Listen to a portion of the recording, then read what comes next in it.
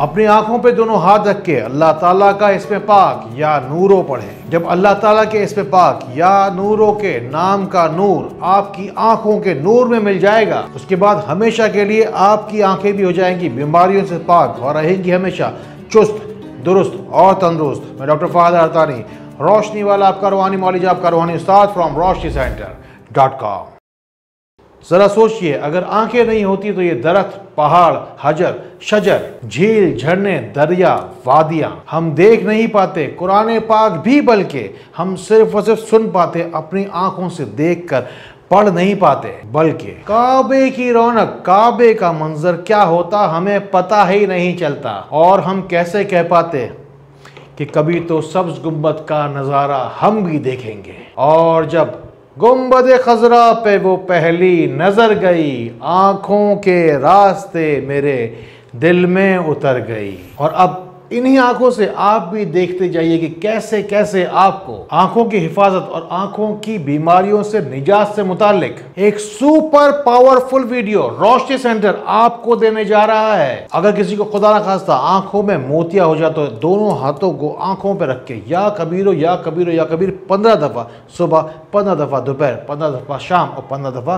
रात में पड़ा जाएगा। मोतिया के मरीज को गाजर और चुकंदर का जूस निकाल कर पीना बड़ा फायदा देके जाएगा। एक खास वर्जिश है मोतिया के मरीजों के लिए आंखों की। सीधे हाथ की तरफ ऐसे क्लॉकवाइज आंखों को घुमाना है, फिर उल्टे हाथ की तरफ एंटी क्लॉकवाइज आंखों को ऐसे ऐसे घुमाना है। 1 मिनट सुबह, 1 मिनट शाम में। अल्लाह ने चाहा तो इस गोलाई की दायरे वाली वर्जिश के सदके आपका मोतिया वहीं रुक जाएगा, बल्कि आगे नहीं बढ़ पाएगा। आज की जदीद साइंस भी ये कहती है कि आंखों के गिर्द ब्लड की सर्कुलेशन अच्छी ना होने की वजह से आंखें ज़्यादा खराब होती है। लंबा सजदा कीजिए। जिस वक्त इंसान लंबे सजदे में रहता है तो पूरा जो जिस्म का खून है वो चेहरे की तरफ दौड़ता है और वही चेहरे का खून आंखों को तवानाई बख्शता है। लंबा सजदा करने से आंखों की बंद शरियानें खुल जाती हैं और आंखों की बंद रगें धुल जाती हैं। बस दिन में एक मरतबा 3 से 5 मिनट तक आपको लगातार सजदे की हालत में रहना है और उस दौरान आप बगैर गिनती पढ़ते रहेंगे अल्लाहुम्मा ग़फ़िरली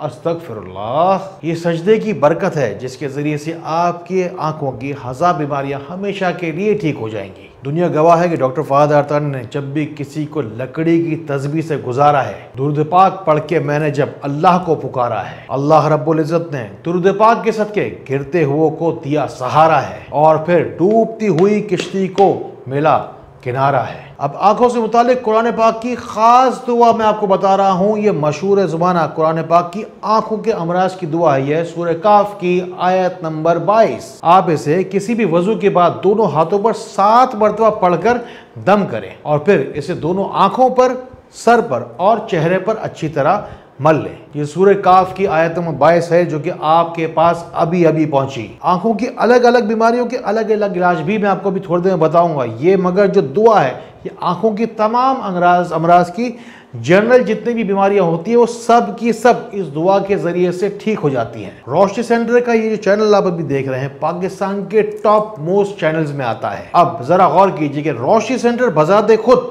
आंखों की किसी भी बीमारी का इलाज नहीं करता, फिर भी हम खास तौर पर आंखों के मरीजों के लिए इतनी शानदार वीडियो यूट्यूब के जरिए से फी सबिल्लाह फ्री ही आप तक पहुंचा रहे हैं। रोशनी सेंटर ने कभी भी फायदे को अपना कायदा नहीं बनाया, तभी तो अल्लाह रब्बुल इज़्ज़त ने हमें इस मुकाम तक पहुंचाया। हमेशा याद रखना कि सिर्फ और सिर्फ अपनी ग़िज़ा के लिए जीने वाले की जिंदगी बड़ी नहीं होती, अल्लाह की रजा के लिए जो जीता है उसकी ज़िंदगी बड़ी होती है। आपके इर्द गिर्द आंखों के बीमार ज़रूर होंगे, इन बातों को उन लोगों तक ज़रूर पहुंचाइएगा जिनको आपसे ज़्यादा इन बातों की ज़रूरत है। भर के देखा नहीं था तेरी कमली का नज़ारा यार, जब आंख भर के देखा तो आंख भी ये भर आई। आंखों के अमराज में सबसे जो सर फहरिस्त जो बीमारी मैंने ज़िंदगी भर देखी है लोगों की, वो है आंखों का धुंधलापन यानी कि ब्लर विजन। अगर आप भी अपनी आंखों को पहले की तरह देखना चाहते हैं, अल्लाह के नूर को अपनी आंखों में भरना चाहते हैं तो पढ़िए अल्लाह नूर समावत अलर्द, दोनों हाथों पर दम करके आंखों पर रख दीजिए। धुंधली आंखों के लिए हरी घास पे चलना और हरी सब्जियों का खाना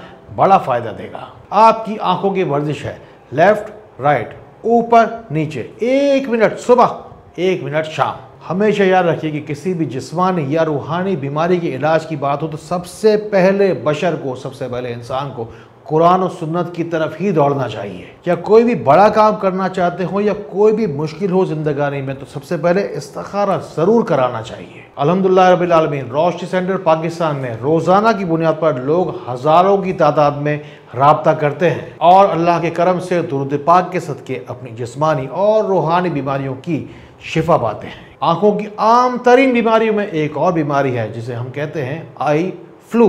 ये बीमारी खास तौर पर पाकिस्तान, इंडिया, बांग्लादेश और श्रीलंका में हर थोड़े थोड़े साल बाद अपने जौहर दिखाती रहती है। ये लगने वाली, फैलने वाली यानी कि एक वबाई बीमारी है। आई फ्लू के बीमार मरीज की दोनों आंखों के अंदर 7-7 कतरे खालिस अर्के गुलाब के बहाइए और दोनों आंखों पर 7-7 मरतबा ला इलाहा इल्लल्लाह मुहम्मद रसूलुल्लाह पढ़कर दम कीजिए। शाम के वक्त या कदरे कम धूप के वक्त नीले आसमान की तरफ आंखों को ठंडक और सुकून देता है। आंखों के अमराज में सबसे खतरनाक आंखों की बीमारी पता है कौन सी है? जब शुगर की बीमारी शुगर के मरीज की आंखों को खराब कर देती है। सबसे पहले शुगर के मरीज की आंखों की रगें कमजोर होना शुरू हो जाती हैं और फिर आंखों के रगें नैरो यानी कि सिकुड़ने लग जाती हैं और बिलाखिर ये रगें लीक होना शुरू हो जाती हैं और फिर डैमेज होती चली जाती हैं। मेडिकल टर्म्स में इस बीमारी को खास तौर पर डायबिटिक रेटिनोपैथी कहते हैं। मैं आमतौर पर इतने गाढ़े मुश्किल अल्फाज इस्तेमाल नहीं करता, इसलिए कि आम आवाम तक मेरी मुश्किल बात भी आसान अल्फाज में